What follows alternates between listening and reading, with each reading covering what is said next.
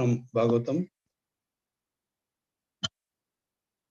So today we are going to speak about Bharath Maharaj, Canto 5. The class will be covering actually from chapter 1 to almost 14. So it's a little longer class. So I hope you don't mind a little stretch over because we already lost some time, about 12 minutes. Okay. So we have seen last time Swayambhava Manu's descendants, and then I will just connect Bharat Maharaj to Swayambhava Manu's descendants. For that, I may take some 5 minutes to give you prelude. Swayambhava Manu had 3 daughters named Devahuti, Akuti, and Prasuti, and 2 sons, Priyavrata and Uttanapada. We already seen Uttanapada's story and Dhruva Maharaj's story. But Priyavrata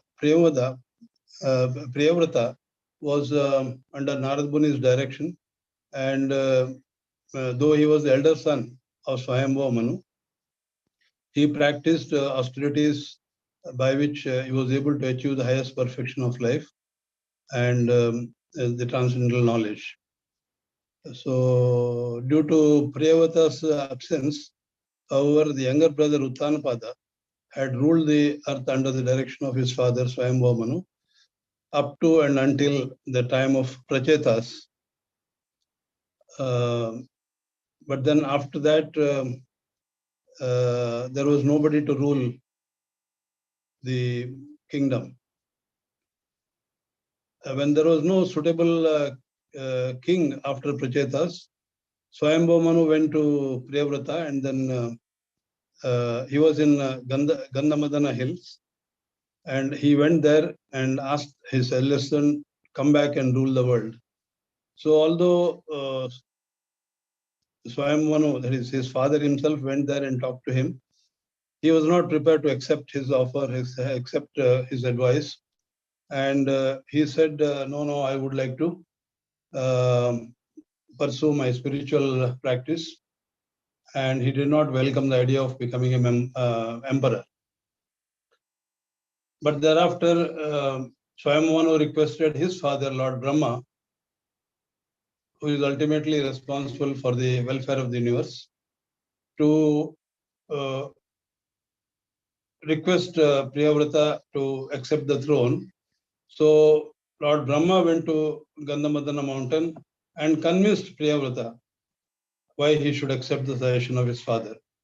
So once Priyavrata was convinced and agreed to accept the suggestion, Swayambhava Manu, with the permission of Narada Muni, came back and gave his son the responsibility of maintaining and protecting the earth. After this, Swayambhava Manu retired to the forest. So after returning home, the Priyavrata married Barishmati, and daughter of Prajapati Vishwakarma. And through her, he begot 10 sons, headed by Agnidra, and also a daughter. Priyavrata continued ruling the earth for thousands of years. He greatly loved his wife, Barishmati, and with the passing of days, their exchange of conjugal love increased more and more. And although Priyavrata was a great soul, he appeared to act just like an ordinary man, much in the feminine conduct of his wife. Thus, while enjoying the material opulence, Priyavrata began to consider how he had somehow become entangled in material activities, and after having surrendered unto Narada Muni and firmly situated on the path of Krishna consciousness, how he became a materialistic. In this way, the king's mind became very restless, and he began to exhibit the spirit of renunciation and condemned himself, saying, now I have had enough of sense gratification. now I am not going to remain here any longer, like a dancing monkey being led by the hands of my wife. So thus, by the grace of Supreme Personality of Godhead, he was reawakened by his good sense. After dividing the possessions amongst the sons and giving up his wife and kingdom, he returned to Krishna consciousness position, which he had previously attained by the great grace of Narada Muni. After the retirement of his father, King Agnidra very ably ruled Jambudvipa. He married Purvachitti, one of the best Apsaras Lord Brahma had sent to him. Agnidra begot 9 sons from the womb of Purvachitti, headed by Nabhi. And as they became of age, each of them was given a portion of Jambudvipa to rule. When our sons had grown up, Purvachitti returned to heaven to pay her respects to Lord Brahma because he had sent her here. So, but Agnidra became very morose, and because of his lusty desires, insatiate, it is said, insatiate lusty desires. So after death, he was promoted to Pitraloka, where Purvachitti resided. So Maharaja Nabhi thereafter, with a desire to have a son, just like the Supreme Lord, worshipped him along with his wife Meru Devi, and because of Lord's mercy, he got a son, and almost as a plenary portion of the Supreme Lord himself. And then because he was the best among all human beings, he was given the name of Rishabha. When Maharaja Nabi saw Rishabdeva had grown up and was greatly loved by all, he enthroned him as the emperor of the world before retiring to Badrikashram with his wife. King Rishabdev later married Jayanti, who was given to him by Indra, and through her womb he got 100 very powerful and qualified children, first of them being Bharata, King Bharata, child Bharata, an exalted devotee and great personality, in whose honor this planet is named as Bharatvarsha. So there's a long description of how King Rishabdeva addressed his children and um, on a world tour and educated them, all of them, etc. Will not go into that. Then later on, Rishabdeva installed Bharata as the king, and 9 other sons, elder sons, along with Bharata, were trained as qualified as Kshatriyas, and 9 younger sons were exalted devotees of the Lord. So they were called Nava Yogendras, who became authorized preachers of Bhagavatam. The 81 remaining sons became qualified Brahmanas who helped to initiate the path of Karmakanda. So this is the brief history, brief prelude how Bharata came to rule the world. Later, Bharata married Panchajani, the daughter of Vishwarupa, and begot 5 sons. And Bharat Maharaj worshipped the Supreme Personality of Godhead, understanding that the offerings made to the demigods were actually given to various limbs of Lord Vishnu. Every time he made the oblations, he said it is for the different parts of Lord Vishnu who represent demigods. So, according to the destiny, Bharat Maharaj's enjoyment of material opulence was fixed for 10 million years. Thus, he was almost in his prime youth when he gave up the kingdom ultimately, and also he gave up his beautiful wife and all the royal opulence. After dividing his wealth amongst his sons, Bharata Maharaj retired alone to the Kulashrama ashram at Haridwar. So from here, his life starts, because we are going to see Bharata Maharaj as the King Bharata. We're also going to see Bharat Maharaj as Dear Bharata and also Jada Bharata. So 3 lifetime we are going to cover. So let us start his first life as a king. And it is said he was a very Krishna conscious person, and he ruled the country so well.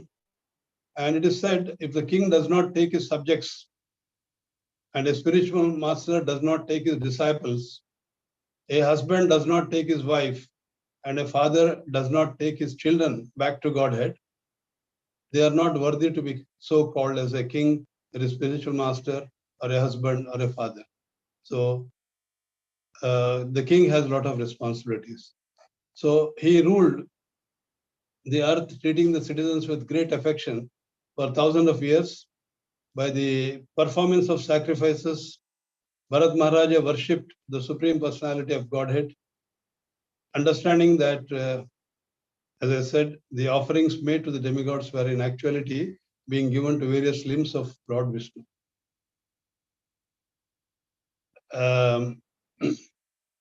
He did not have the slightest desire for material enjoyment, and his daily routines included collecting flowers, twigs, and tulsi leaves from the gardens, water from the Gandaki river, and offer them to the Supreme Lord along with some fruits, roots, and bulbs. He was constantly meditating upon the lotus feet of Supreme Lord, and his heart gradually became melted in transcendental ecstasy. He was looking very beautiful, dressed in deer skin. Every morning at sunrise, he worshipped Lord Narayana by chanting the hymns of the Rig Veda. He was able to see Hari during his meditations, and he had attained the Bhava stage, the penultimate stage of bhakti. The last stage being prema. So he was just one stage before that. So that's how he was able to see Hari at the time of his meditations. So thus he was leading a quiet life, retired life. But one day, what happened was, after finishing his morning duties, Bharat Maharaja sat down on the river bank and concentrated upon chanting his mantra. At that time, a thirsty female deer came there, and he was drinking the water. As she was drinking the water, a lion suddenly roared very loudly nearby. So what happened now? Deers are the male deers are known as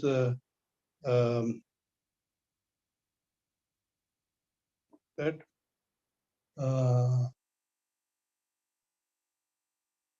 I forgot anyway. So this was a female deer, and when the deer heard the lion's tumultuous roar, she became very much agitated and looked around here and there with frightened eyes and leaped across the stream out of fear. She was pregnant, and when she jumped, the baby fell from her womb into the flowing water. And due to being separated from her flock and very distressed because of the miscarriage, she got completely exhausted and she died inside a cave. As he sat on the riverbank, Maharaja was seeing all this, and he could see the small motherless deer floating down the river, and so he felt great compassion. Like a sincere friend, he lifted the little deer out of water and brought back to his ashram. A noble and praiseworthy action, but it is considered as a misplaced compassion. Maharaja Bharath began to raise the deer by feeding it grass very carefully and protecting it from the attacks of other wild animals. And thus he gradually became very affectionate towards it. Now, due to being attached to raising the deer, Bharat Maharaja gradually forgot to worship the Supreme Personality of Godhead. He gave up all rules and regulations for spiritual advancement. He thought that the deer has taken his shelter and is dependent on him. He totally forgot that it is the Supreme Lord who is protecting everybody. And if I personally say, yeah, I am going to protect this, it's not going to happen. It is the Supreme God who is protecting everybody. So Bharat Maharaj thought, here it has taken shelter of me, I must give shelter to that. It's my responsibility. So once at sunset, Bharat Maharaj was unable to see the deer in his ashram, and he became very morose, and he was filled with anxiety, started speaking in separation, and like a madman, he became overwhelmed by the uncontrollable desire to see the deer, and got up and straight went to the forest in search of the deer at night. It seemed that as a result of his unseen past sinful activities, he fell down from his worship of the Supreme Lord. Otherwise, how could he have become attracted to an insignificant deer after having given up his own family members and the kingdom, consider them to be stumbling blocks on the path of spiritual life? He gave them up as you leave behind the stool and did not have any interest. Although it may appear that Bharat Maharaja was affected by his past karma, as a devotee, it was not actually possible. Therefore, the conclusion is that he had willfully become over-addicted to the deer and thus had neglected his spiritual life, and not because of his past karma. While wandering about in the dark, like a madman, Bharata fell from the high cliff. As he lay upon the ground, he saw the deer sitting beside him, exactly like a son lamenting for his father. So, thus, it so happened that while splitting his body, Bharata was so absorbed in thinking of the deer, and he acquired the body of a deer in the next life.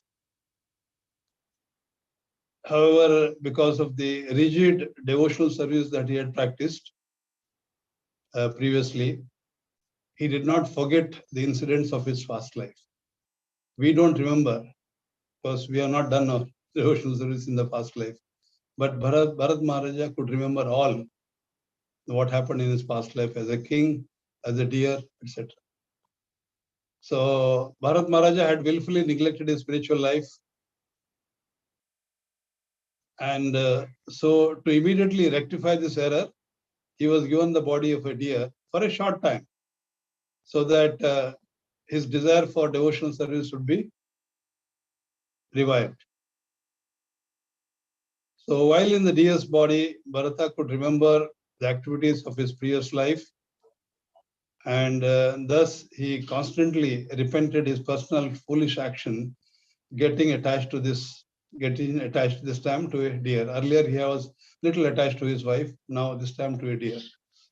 Although within the deer body, Maharaja Bharat became completely detached from material life, leaving the Kalanjara mountain, he returned to the ashram of Pulashamani. He knew where the ashram was, so he came to Pulashamani. While remaining there, he was very careful not to again become a victim of bad association. And without disclosing his past to anyone, he awaited his death, bathing in the holy river and only feeding himself with the dry leaves. Finally, over a period of time, he gave up his body, offering prayers and obeisances to the Supreme Lord. Next, Bharata was born as a son of a very pure Brahmana, a descendant in the line of Angira, who had studied all the scriptures and had 9 sons from his previous wife. In this birth, he will be known as Jada Bharata. So we are coming to his 3rd lifetime. By the mercy of the Lord, Jada Bharata could remember his past life and to escape from the association of non-devotees in the family and also in the neighborhood. He behaved like a madman so that they would leave him alone. But Jada Bharata's father was very affectionate towards him, and he wanted to train him properly. He executed all the purificatory processes up to the stage of brahmacharya, thinking it to be his duty. As a father, he should do that. Jada Bharata, however, rejected all that. He always behaved like a fool in front of his father. And just to avoid his father giving him some more training in the Vedic principles, so father, despite his best efforts, did not succeed. One day, Jada Bharata's father left his body, and the children from his previous wife, that is his stepbrothers, since they were not enlightened, they were not trained in the devotional practices, devotional service to the Lord, though they were highly educated in the fruitive activities, they were in the mode of passion, so they did not bother about Jada Bharata. In fact, they took advantage of his position, made him work hard in the agriculture fields to earn a living, and gave him broken rice and oil cakes and worm-eaten grains, etc. Still, Jada Bharata did not complain about it. He accepted everything as nectar and without any grudges. But his body was quite muscular and he did not care for any comforts or cleanliness. So one day, while he was guarding the paddy field, some men engaged by a Shudra dacoit leader, and he was desirous of obtaining a son, and he wanted a man animal to be sacrificed during the worship of goddess Bhadrakali, and took him to that temple. They caught hold of him and took him to that temple. Jada Bharata did not offer any resistance because he was totally dependent on the mercy of the Supreme Lord. And these dacoits were in the mode of ignorance. So he knew that, so he did not enter into any discussion. So dacoits gave him a good bath, fed him well, dressed him nicely with new clothes and ornaments, and brought him before the deity of goddess Kali. The dacoit priest was about to sacrifice him. He took a sharp sword,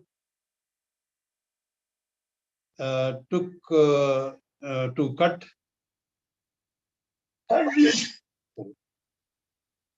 Jada Bharata's head so that he could offer his blood as a liquor to goddess Kali.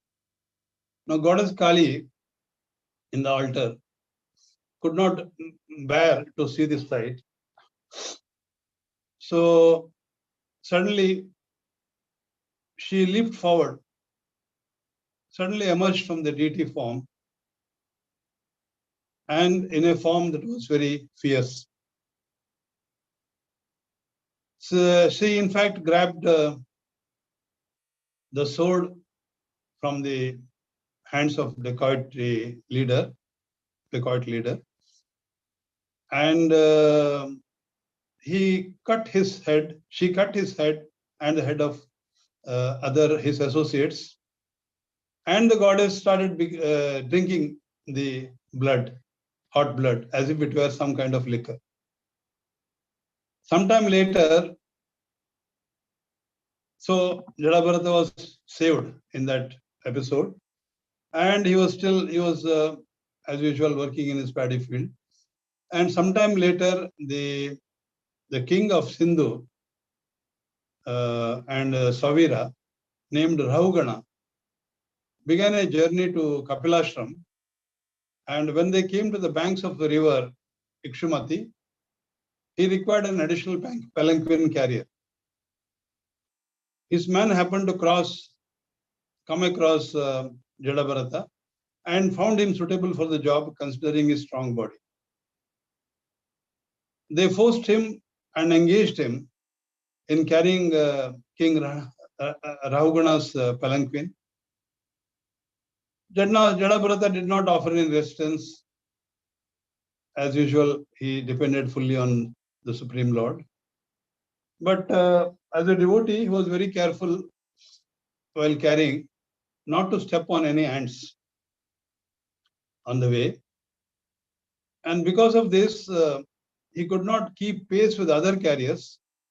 And this caused palanquin to jolt again and again, much to the discomfort of King Rahugana. So king once cautioned the carriers to carry carefully. And when this was repeatedly happening, he became a little angry. And upon hearing his chastisement, the other palanquin bearers, became very afraid of punishment. And so they replied, "Oh Lord, we are not being negligent in the performance of our duties. It is this new man who is not able to do the job properly." So Rahugana understood the situation and became a little angry on Jadabharata. And he very sarcastically told him, though he had just joined, he told him, "My brother, you appear to be very fatigued. You have carried the palanquin for quite a distance. Is it that your fellow carriers are not cooperating with you?" So Jadabharata remained unaffected. He remained silent and continued to carry the palanquin the same way as he was doing before. And when Rahugana found his palanquin was still being jolted, he shouted at Jadabharata, "You rascal, don't you know that I am your master? I will punish you so that you will come to your senses and do the right thing." So King Rahugana did not understand the position of an advanced devotee like Jadabharata. He thought he was an ordinary man. Just he chastised him with harsh words. Under the influence of modes of passion and ignorance, Rahugana was in the bodily conception of life, and thus he thought himself to be the king. On the other hand, Jadabharata simply smiled and replied to his abuser philosophically, drawing a distinction between the body and soul. He said, "One who is absorbed in the bodily concept of life is certainly affected by these conditions.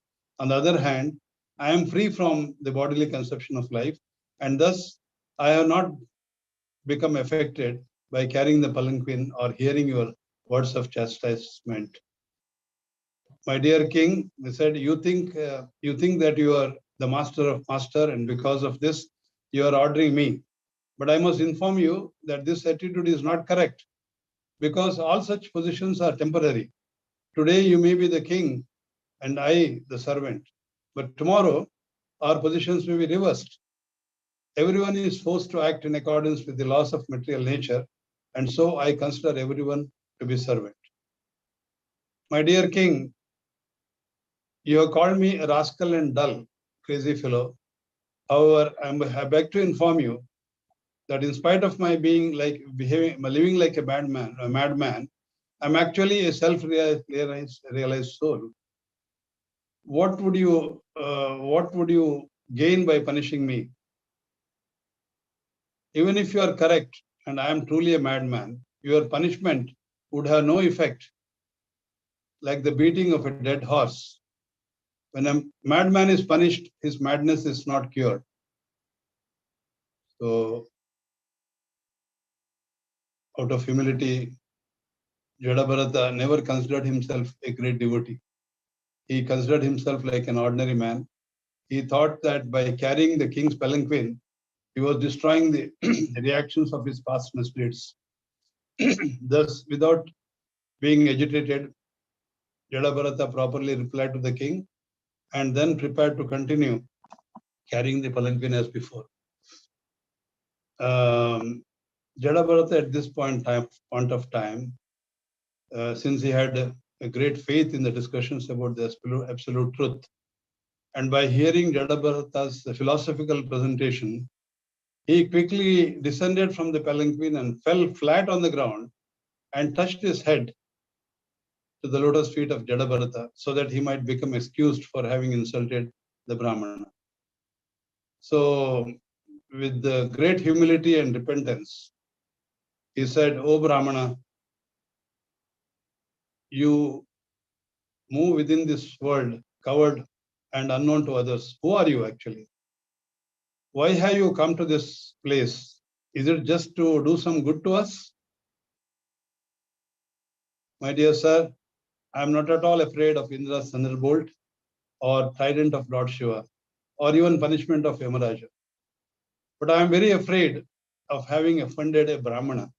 You appear to keep your great philosophical, spiritual knowledge hidden. Why are you wandering about like a dullard? What you have spoken is certainly correct, but since I do not easily grasp these transcendental topics, kindly explain them in more details." He said he is begging for enlightenment and sought Jadabharata's help to advance in spiritual path. So at this time he was in the mode of goodness. So the first doubt that Jadabharata had was about the body and soul.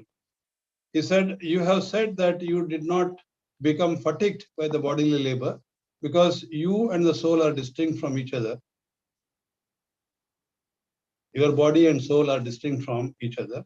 Yet, in my opinion, the soul feels the pleasure and pain."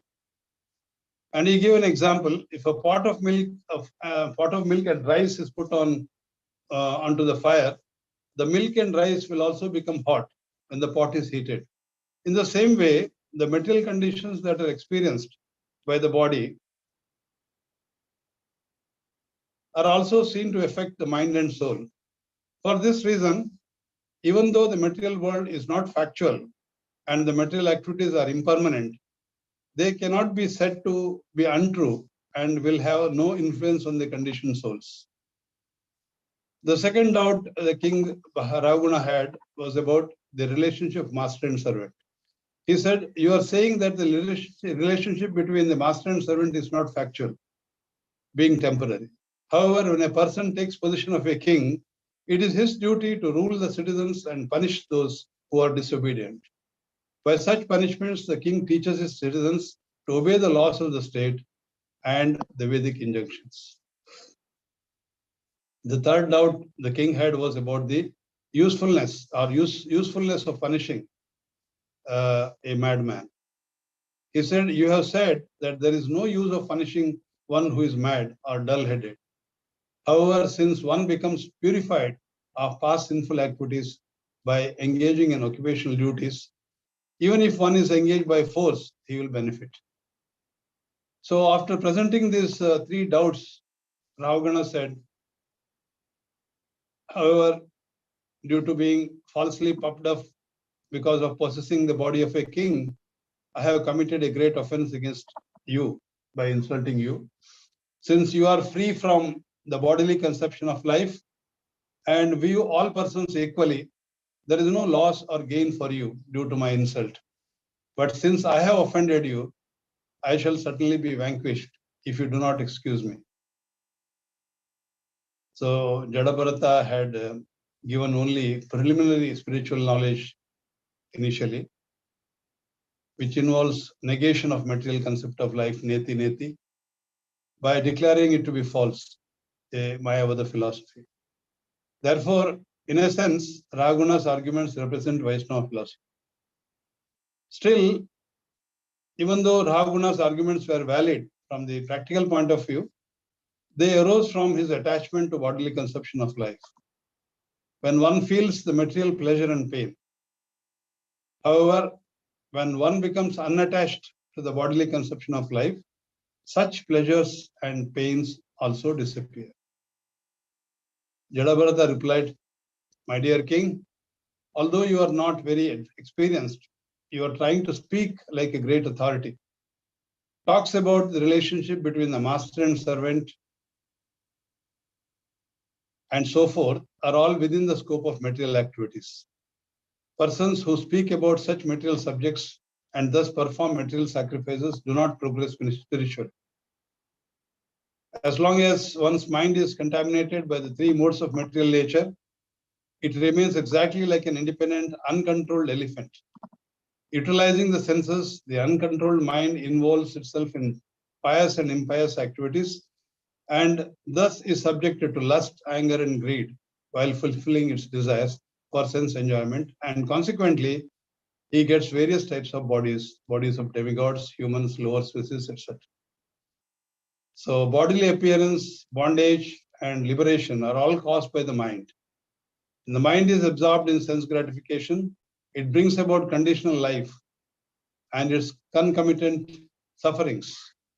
Similarly, when it is detached from the material sense gratification, it brings about the original brightness of Krishna consciousness.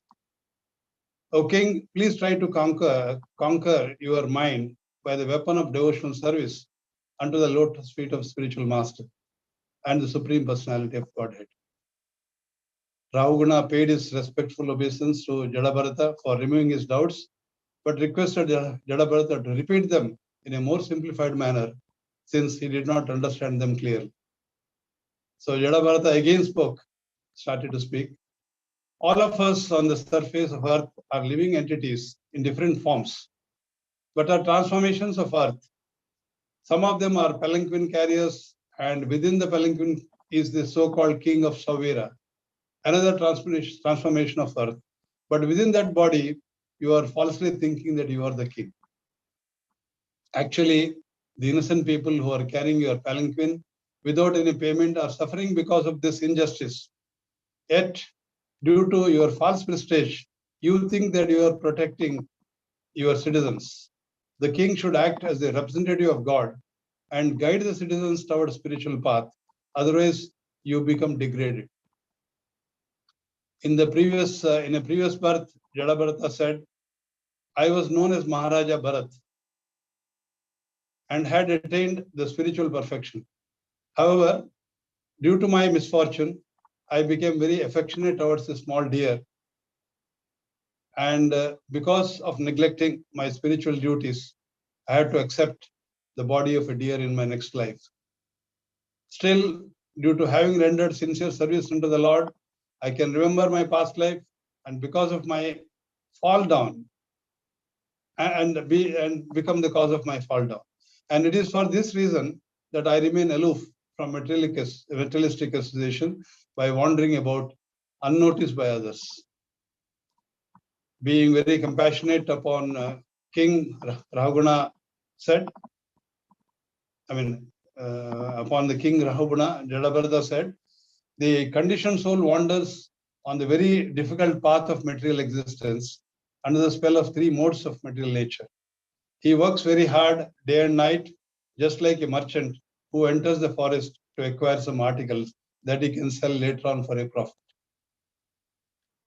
Thus, under the spell of Lord's illusory energy, one continues loitering in the forest of material existence without ever discovering his real self-interest, even up to the point of death. So Jadabharata concluded by saying, my dear Rahugana, you are also a victim of the external energy because you are situated on the path of material enjoyment. I now advise you to give up your royal position and attachment for the objects of senses by employing the sword of your knowledge sharpened by the devotional service to the Lord. King Rahugana replied, by having your association for just this brief moment, I have become freed from all doubts, false prestige, and lack of discrimination, which are the root causes of material entanglement. Therefore, I offer my most humble obeisance unto you. There had been some dissatisfaction in the mind of Jadabharata due to being insulted by Maharaja Rahugana. But after the king Rahugana had begged the pardon for his offenses, Jadabharata forgave him and completely forgot about the insults and went about his way as if nothing had happened. So from this story, there are a few points to ponder, which I thought I will just list them down for us to discuss. And also on the way, as we go along, we could get some lessons. So while quitting his body, Bharata was absorbed in thinking of the deer. And as a result, he acquired the body of a deer in his next life. However, as a result of rigid devotional service that he had previously performed, he did not forget the incidents of his past life. So, Bharat Maharaja was distracted from his devotional activities out of compassion. This you must understand, and not out of lust, anger, or greed. Even though he was in bhava stage, even at that point, out of compassion, he became attracted to the life of a deer. He had willfully neglected his spiritual life, and so immediately to rectify this error, he was given the body of a deer for a short time, just so that his desire for devotional service would be revived. So this is little as distinct from the reaction to action, that is karma. It's not a reaction of his karma, but it is a reaction of willful attachment to the body of a deer out of compassion. And since he had done a lot of devotional service in his past life, though he was given a deer, the life of a deer, he was given for a very short time. He got the animal body, but not animal consciousness. He had the human consciousness. So if you do devotional service, maybe even if we get some other body in the next life, we may be able to remember our previous life. So devotional service in this life is a must, is very important for all of us.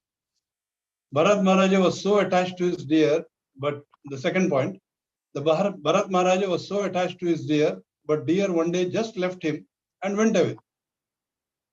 The deer did not have the ability to reciprocate because it was an animal body. Ajamila was also calling his son at the time of death, but the child was not responding because it had no ability to respond.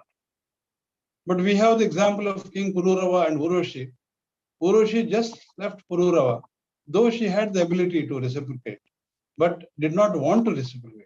So the difference is the deer or Ajamila's son did not have the ability to reciprocate, but Urushi did not want to reciprocate. So that is the difference. Some people have the ability, but some people do not have the ability. Some people have the ability, but do not reciprocate, do not want to reciprocate. But it's only Krishna who reciprocates fully the way you approach him. Bharat Maharaja was an exalted, third point. The Bharat Maharaja was such an exalted devotee in Bhava stage. Then why did he fall down at all? Acharyas say this was because he was alone in the Pulaha ashram. He did not have the association of devotees. Because of that, he fell down. Vaishnava Sangha is an important aspect of devotional service. So this is the third lesson that we get. Vaishnava Sangha is very important. And fourth point, although within the deer body, Maharaja Bharat became completely detached from the material life. Leaving the Kalanjara mountain, he returned to the ashram of Pulastya Rishi. While remaining there, he was very careful not to again become a victim of bad association. And without disclosing his past to anyone, he waited for his death, bathing in the holy river and eating only the frugal things, dry leaves. So, because of his past spiritual activities, he could remember all that and he could take care of all this. We don't have that past life. We don't remember past life. So we have to be still more careful. By the mercy of Lord Jadabharata, fifth point, he could remember his past life, and to escape from the association of non-devotees in the family and in the neighborhood, he behaved like a madman, so that they would leave him alone. The importance of avoiding bad association is stressed here. Once bitten, twice shy. First, he got attached to the deer and got the deer body. He did not even want to receive instructions from his own father. He wanted to train him in Vedic principles, but he did not want to get trained. He was already an exalted devotee. So he did not want to do anything because he was already in Bhava stage.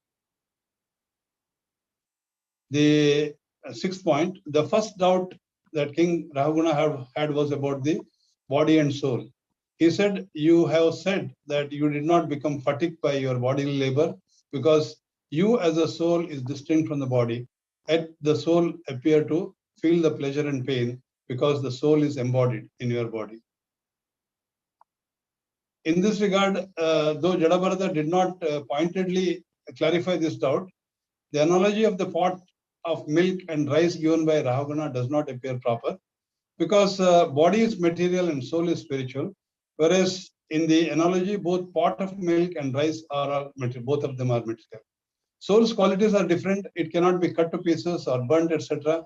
The individual souls are eternally the separated parts of the Supreme Lord, Supreme Soul, and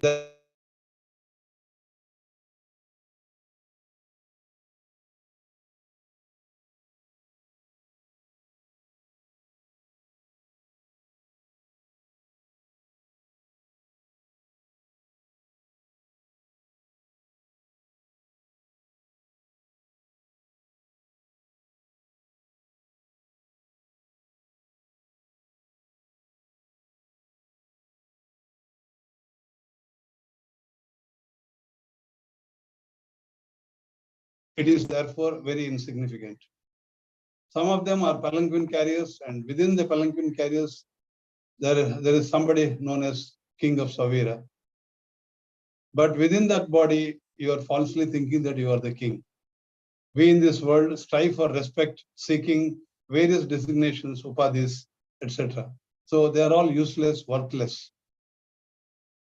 Eighth point, as long as one's mind is contaminated by the three modes of material nature, it remains exactly like an independent, uncontrolled elephant. Uncontrolled mind is the cause of getting different bodies.